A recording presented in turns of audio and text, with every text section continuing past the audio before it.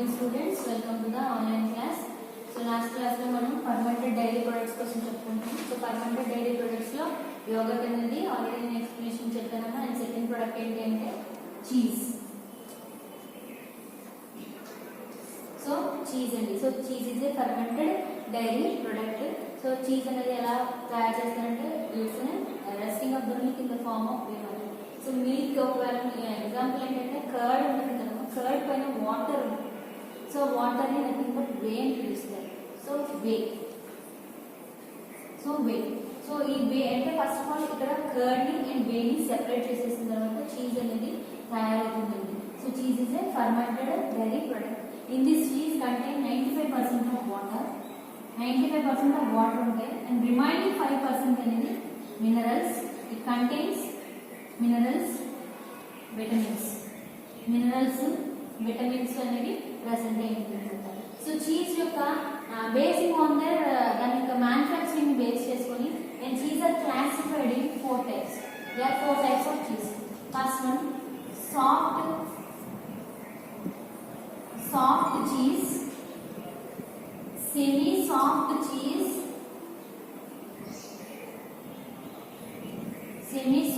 cheese, hard cheese, and very hard cheese. So basing on their manufacturing and basing on their microorganism and cheese are classified in 4 types. They are soft cheese, semi-soft cheese, hard cheese, very hard cheese. ఇక్కడ first soft cheese కోసం చెప్తానండి. So soft cheese కి ఒక్కొక్క example చెప్తాను, మీకు notes లో 3 ఉంటాయన్నమాట. అవి మీరు రాసుకోండి. సో 1 ఎగ్జాంపుల్ ఇక్కడ ఏంటంటే బ్రై. ఇది చీజ్ పేరమ్మా, BRI. So brie cheese name. ఈ బ్రై అనే చీజ్ ని ఎలా తయారు చేస్తారంటే ఆర్గానిజం పెన్సిలియం. సో ఈ బ్రై అనే చీజ్ ని ఎలా తయారు చేస్తారంటే పెన్సిలియం క్యాండిడియం అనే మైక్రో ఫంగల్ స్పీషీస్ ని ఉపయోగించి బ్రై చీజ్ ని తయారు చేస్తారు. Brie cheese example for the soft cheese. And semi soft cheese కి ఎగ్జాంపుల్ ఏంటంటే blue cheese. Semi soft example ఏంటి అంటే బ్లూ చీజ్ అండి. సెమీ సాఫ్ట్ ఎగ్జాంపుల్ ఏంటంటే blue cheese. And the blue cheese is prepared from the microorganism Penicillium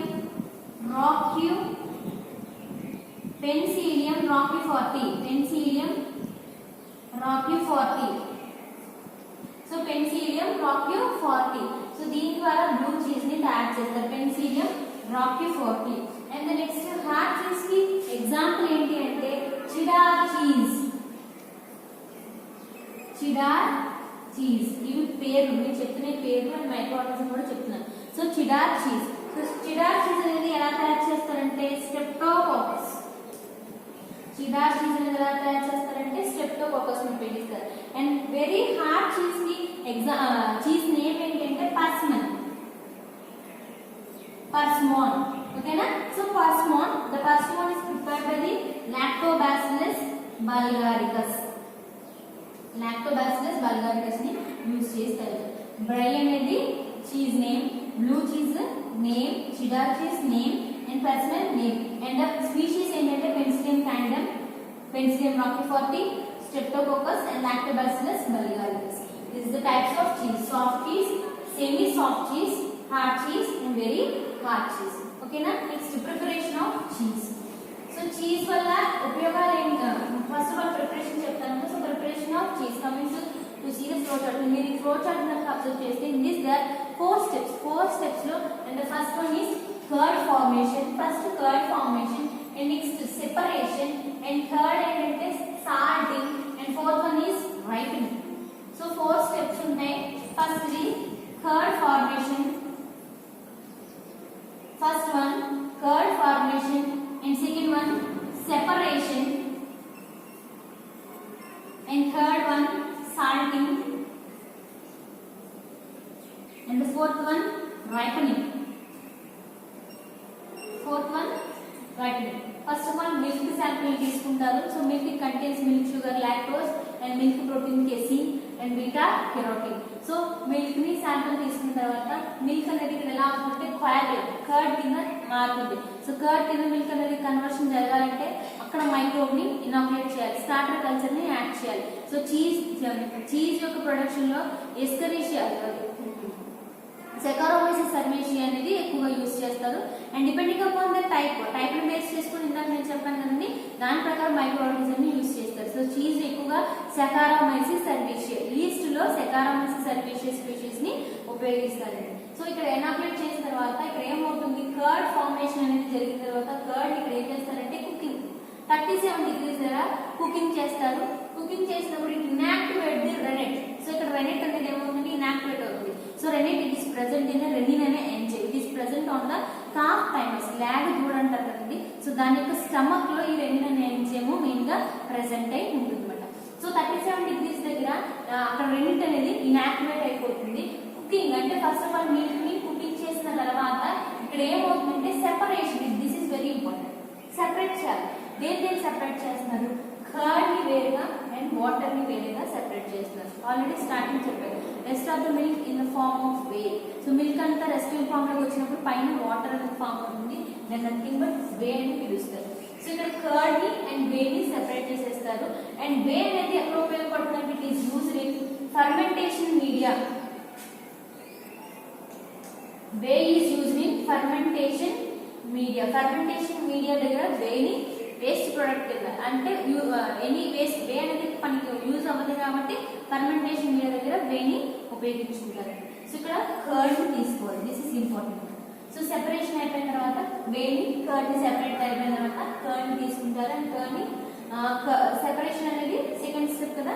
and salting third step ఈ salting. Curd తీసుకున్న తర్వాత salting add చేస్తారు. So salting అనేది ఎందుకు మేడం, సో సాల్టింగ్ వల్ల ఇట్ ఇస్ గుడ్ ప్రిజర్వేటివ్, ఓకేనా. So salt అనేది చాలా గుడ్ ప్రిజర్వేటివ్ కింద యాడ్ చేస్తున్నాము. ఫర్ ఎగ్జాంపుల్ మీరు ఇంట్లో కూడా చూస్తే పిక్కల్స్ అయినా పెడితే ఎక్కువగా సాల్ట్ వేస్తారు. సో సాల్ట్ వేసినప్పుడు ఎందుకు అది స్టోరేజ్ అనేది ఎక్కువగా ఉంటుంది కాబట్టి సాల్టింగ్ అనేది ఇస్తారు. సో సాల్టింగ్ వల్ల గివ్స్ ఫ్లేవర్, సో మంచి ఫ్లేవర్ అండ్ టేస్ట్ అనేది ప్రొడ్యూస్ అవుతుంది. సో సాల్టింగ్ అయిపోయిన తర్వాత సో సాల్టింగ్ దగ్గర ఏం జరుగుతుందంటే 2 హైడ్రోలిసిస్ అనేది జరుగుతుంది. ఒకటి ప్రోటీన్ హైడ్రోలిసిస్, ఇంకొకటి lipid hydrolysis. So protein hydrolysis వల్ల ఇది produce flavour production. Protein hydrolysis అనేది ఫ్లేవర్ ని ప్రొడ్యూస్ చేస్తుంది. అండ్ లిపిడ్ హైడ్రోలిసిస్ అనేది స్ట్రాంగ్ ఫ్లేవర్, ఇక్కడ బ్యూటరిక్ యాసిడ్ ప్రొడక్షన్ అనేది ఎక్కువ జరుగుతుంది. ప్రోటీన్ హైడ్రోలిసిస్ లో బ్యూటరిక్ యాసిడ్ ప్రొడక్షన్ అనేది ఎక్కువగా జరుగుతుంది అనమాట. సో సాల్టింగ్ అయిపోయిన తర్వాత ఇక్కడ ఈ కర్డ్ ఏం చేస్తారంటే బాగా ప్రెస్ చేస్తారు. ఇంకా ఎనీ మాయిశ్చర్ కంటెంట్ కంప్లీట్ గా మాయిశ్చర్ ని తీసేయడం కోసం ఇక్కడ ప్రెస్సింగ్ చేస్తారు. సో ప్రెస్సింగ్ చేసేసినప్పుడు సో ఇక్కడ 2 to 10 degrees బాగా ప్రెస్సింగ్ చేసిన తర్వాత ఇటు ట్రాన్స్ఫర్ నెక్స్ట్ ఇది transfer of the ripening process, ripening కి పంపిస్తారు. సో రైపనింగ్ ఇక్కడ 2 to 12 months అనేది జరుగుతుంది. సో రైపనింగ్ ఇట్ మీన్స్ తెలుగులో అయితే పులియబట్టడం అని చెప్పుకోవచ్చు. So the meaning of ripening in Telugu అదే పులియబట్టడం అంటారు. So 2 to 12 months ripening process అనేది జరుగుతుంది. సో రైపనింగ్ ప్రాసెస్ లోనే ఆ చీజ్ కి గుడ్ ఫ్లేవర్ అనేది అండ్ గుడ్ టెక్స్చర్ అనేది ఫామ్ అవుతుందన్నమాట. సో రైపనింగ్ అయిపోయిన తర్వాత సో డిపెండింగ్ అపాన్ దాని కట్టింగ్ అనేది చేసి మార్కెటింగ్ అనేది చేస్తారన్నమాట. సో ఇక్కడ ప్రోటీయేజ్ అండ్ లైపేజెస్ అనేవి ఆర్ మైక్రో ఆర్గానిజం ఇక్కడ యాడింగ్ సాల్టింగ్ దగ్గరే వీటిని యాడ్ చేయాలి. మైక్రో ఆర్గానిజం ఫర్మెంటేషన్ ఇక్కడ స్టార్ట్ అవుతుంది. ఫర్మెంటేషన్ అనేది ఎక్కడ స్టార్ట్ అవుతుందంటే సాల్టింగ్ దగ్గర స్టార్ట్ అవుతుందన్నమాట.